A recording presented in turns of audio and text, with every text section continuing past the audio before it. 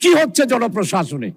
18 বছরে যারা প্রশাসন চালিয়েছেন, যারা সুবিধা পেয়েছেন, পদায়ন পেয়েছেন, ভালো ভালো পোস্ট পেয়েছেন, তাদেরকে কাকেও সরালেন না, সবাইকে আপনারা বহাল তরবিয়তে রেখে দিলেন। আর এখন আপনারা কি করছেন? জনপ্রশাসনে 18 বছরে যারা নির্যাতিত, যারা পদায়ন হয় নাই, যারা প্রমোশন পায় নাই, তাদেরকে আস্তে আস্তে করে সবাইকে সচিব পদ, জয়েন্ট সেক্রেটারি পদ, এডিশনাল সেক্রেটারি পদ থেকে আস্তে আস্তে তাদেরকে আপনারা বিদায় করে দিচ্ছেন। তাই বলতে চাই, এই বাজেট যদি 36শে জুলাইয়ের চেতনার লোকদেরকে দিয়ে করাতেন, তাহলে সেই বাজেট হতো বাংলাদেশের 18 কোটি মানুষের আশা আকাঙ্ক্ষার। কিন্তু এখন আশা আকাঙ্ক্ষার হয় নাই মাননীয় স্পিকার। এই বাজেট হয়েছে গণতান্ত্রিক বাজেট। 1972 সালের বাজেট, 1973 সালের বাজেট দিয়েছিল, সবাই প্রশংসা করেছিল। কিন্তু বাজেট দেওয়ার পর আমরা দেখলাম সেরু মিয়া, অর্থমন্ত্রী ছিল তাজউদ্দিন, আর বাণিজ্য মন্ত্রী ছিল সেরু মিয়া, আমাদের সতর্ঘাটের শফি সওদাগর। অর্থাৎ ব্ল্যাকে যা মাল আসবে, যদি তাজউদ্দিন সাহেব পারমিশন দিয়ে দিয়েছিলেন, সেরু মিয়ার নাম বললেই সব পরিষ্কার কালোবাজার।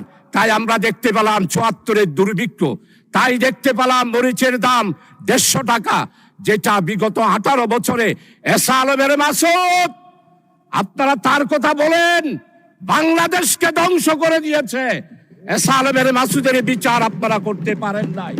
আমার ইসলামী ব্যাংকের 85,000 কোটি টাকা লুট করে নিয়ে গিয়েছে মাননীয় প্রধানমন্ত্রী আর তার বোন শেখ রেহেনা। 2,63 বিলিয়ন ডলার বিদেশে পাচার করেছে। সেগুলোর কথা বাজেট বক্তৃতায় মাননীয় অর্থমন্ত্রী আপনি উল্লেখ করেন নাই। আপনি আজকে বাংলাদেশে দুর্নীতি কিভাবে দমন করবেন সেটার কথা বলেন নাই। কোত্থেকে করবেন?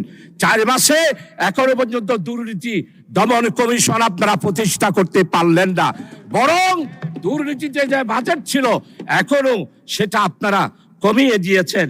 তাই আপনাদের কাছে অনুরোধ করব, আসুন আপনারা যদি দেশ এবং জাতির স্বার্থে আমরা নতুন যেই যাত্রা শুরু করেছি, সেই যাত্রার জন্য আপনাদের কাছে অনুরোধ করব, আপনারা মেহেরবানি করে দয়া করে বাজেটের মধ্যে আমি যেই 9টা মন্ত্রণালয়ের কথা বলেছি, সেই মন্ত্রণালয়ে বাজেট বৃদ্ধি করার জন্য, সেই ব্যাপারে চিন্তা করার জন্য। মানে স্পিকার, পুলিশ শুধু বলতেছে আইনশৃঙ্খলা, পুলিশের মধ্যে এখনো পর্যন্ত আপনারা 14,000 শূন্য পথে পুলিশ দেওয়ার কথা বলেছেন। ফ্যাসিস্ট স্বৈরাচার শেখ হাসিনার আমলে যেই পুলিশ নিয়োগ দেওয়া হয়েছে, তাদের ব্যাপারে কোনো তদন্ত হচ্ছে না।